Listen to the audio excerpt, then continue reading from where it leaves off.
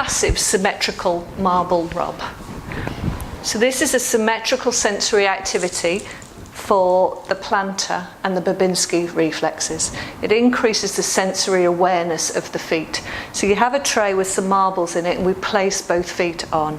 What we do is we just hold the feet and we gently rub, keeping the marbles under the base of the foot. So you can go forward to back, you can go side to side, and you can go in circles. You can do them both feet together, or you can separate the feet, but you're guiding the movement.